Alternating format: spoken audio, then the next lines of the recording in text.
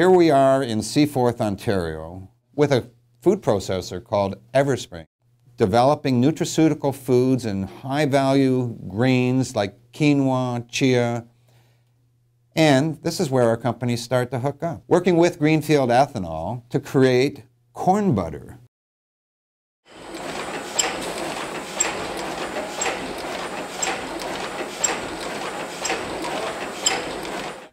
So it's a really wide range of customers that we're looking at trying to service. They range from health food stores, small mom and pop health food stores, to multi-million or billion-dollar companies that want to have an ingredient that carries a specific label claim that provides a functional advantage. Green lentils, they're just in the very early stages of germination, what we call the soaking stage. So we'll soak them for a period of time, allow them to hydrate, take on water, and then drain the water off. So they're just starting along the process of germination. So this customer wants to include black beans into a mix.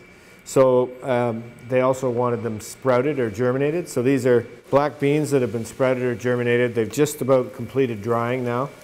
So they've been through a 48-hour process of sprouting, and they've been dried back down. It's an interesting seed to work with. It's the first time we work with black beans, and every seed behaves a little bit differently.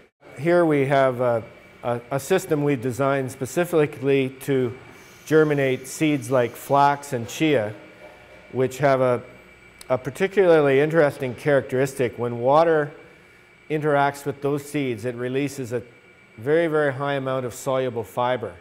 And that soluble fiber is, of course, very healthy, but it also presents a challenge for us in sprouting the seed, because the seed will coagulate or stick together and gel together and prevent air from entering. And so we've developed a system to stir and agitate the product to work it up and allow the air to get at it, which facilitates germination. Yes, this is sprouted brown rice.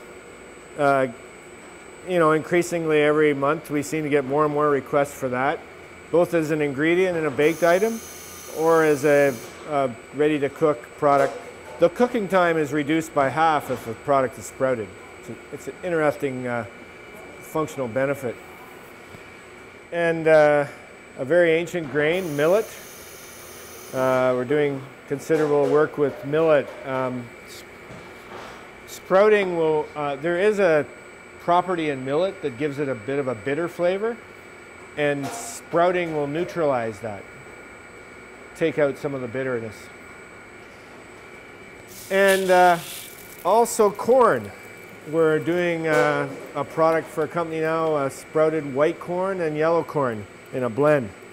You get connected to people and how they have a need, and if you're able to fill a need, that's the beginning of a good, strong alliance. And Greenfield's Natural, their sales manager, Andrew Stewart, we interact with Andrew quite a bit. He's out in the field, he meets people, he is able to determine or identify a need that someone has, and quite often will connect us with that need. And we're delighted to be able to have the opportunity to interact and work with Greenfields on that, what appears to be a really exciting opportunity for an Ontario corn matter. So we're in the very beginning stages of that. We did our R&D, we put equipment in, we're just waiting to get into a larger facility to produce that in high, significant volumes. I ended up going back to the University of Guelph to get a food science degree, and my project that I studied was actually sprouted wheat. So I learned a lot on the technical side of using sprouted grains in bakery products specifically. So that really helps me talking to customers, because we get a lot of QA product development people calling here, and they need to know those more technical details. I think at the root of it, there's a bit of a, I would almost use the word cultural shift in terms of what people are expecting from their food. This plays out in a marketplace that's become very segmented. They're looking for, at the end of the day, consumers aren't consumers anymore. They're customers. They're not passive. They're demanding food that's going to provide value to them.